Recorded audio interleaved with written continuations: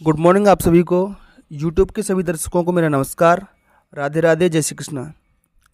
तो जैसा कि आप सभी देख रहे हो, आज की हमारी क्लास होने वाली है हिंदी सप्ताह का दिवस 2। तो जो भी बच्चे इस वक्त ऑनलाइन है या ऑफलाइन है, किसी भी वक्त मुझे देख रहे हो, तो इस वीडियो को देखते वक्त अपनी वर्कबुक अपने सामने रखिए और मेरे साथ अभ्यास शुरू कीजिए। तो ये दिवस 2 है। किन्हीं 5 फलदार वृक्षों के नाम बताइए।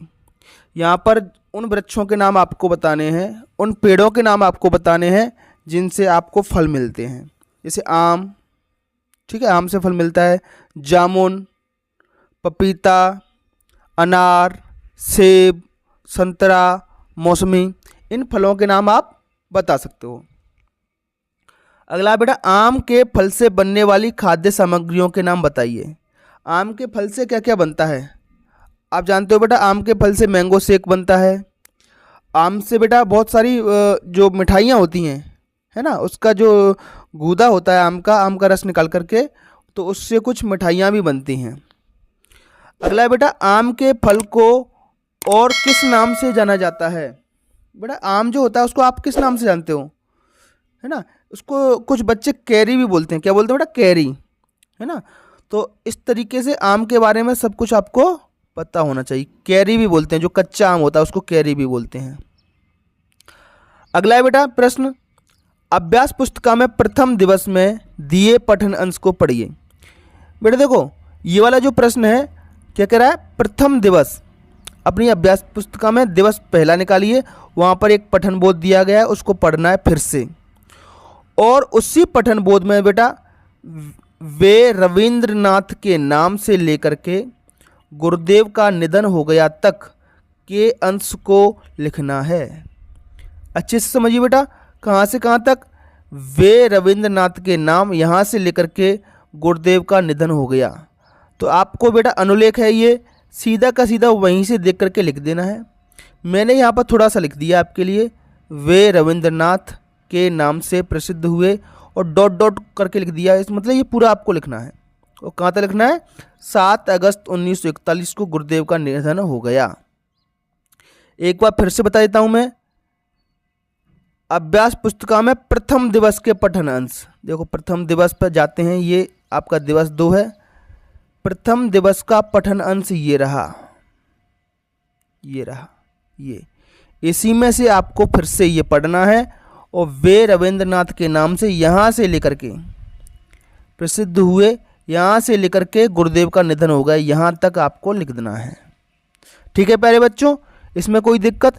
इसलिए मैं कहता हूँ बेटा इसको अच्छे से बार बार 2-4 बार आप पढ़ लो।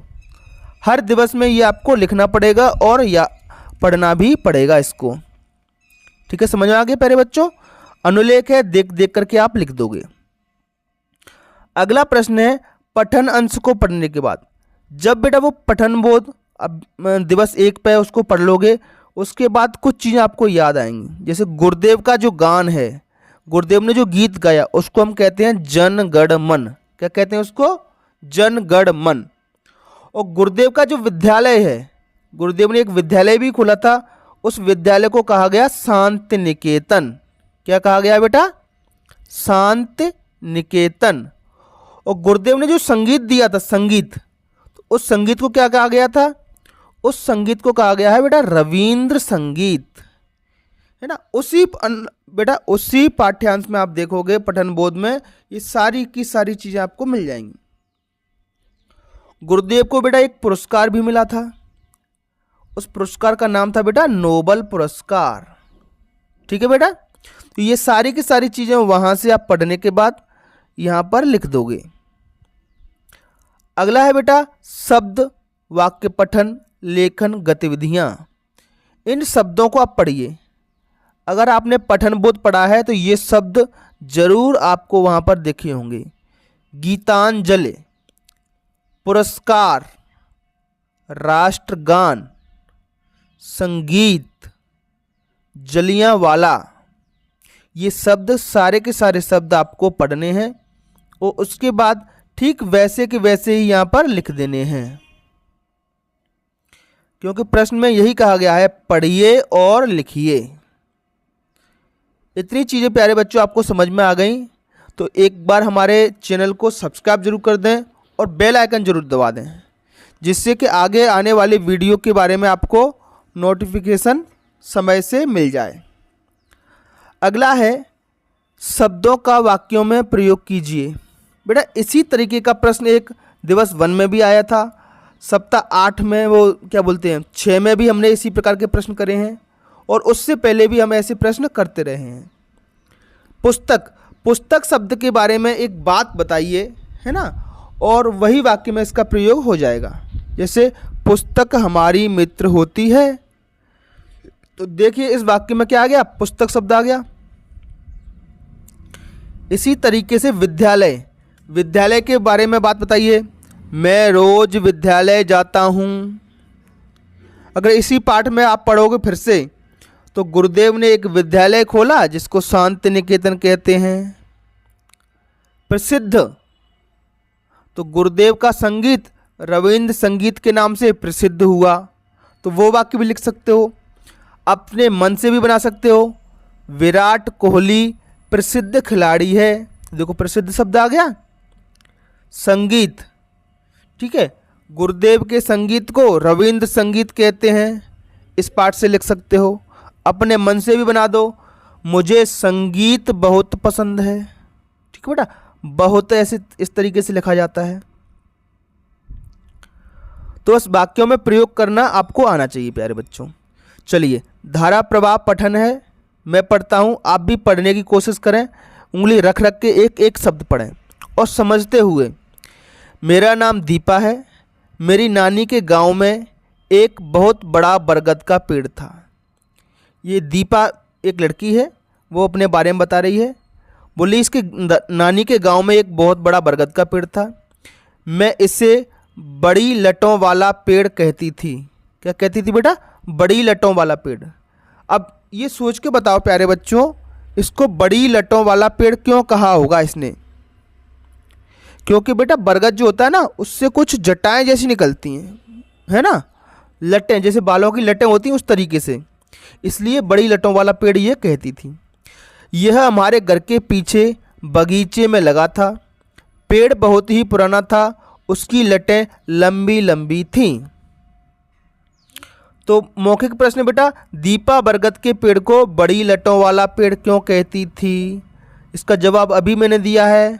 क्योंकि बरगद के पेड़ में उसकी जो जड़ें होती हैं, एक तो ज़मीन के अंदर होती हैं और कुछ जड़ें बेटा शाखाओं से निकलकर हवा में नीचे की तरफ लटकती हैं, इसलिए दीपा बरगद के पेड़ को बड़ी लटों वाला पेड़ कहती थी। जैसे लड़कियों के बाल जो होते हैं, लड़कों के बाल भी होते हैं जो बड़े बड़े हो जाते हैं तो माथे पर लटकते हैं, ठीक है, तो उनको हम कहते हैं लटें।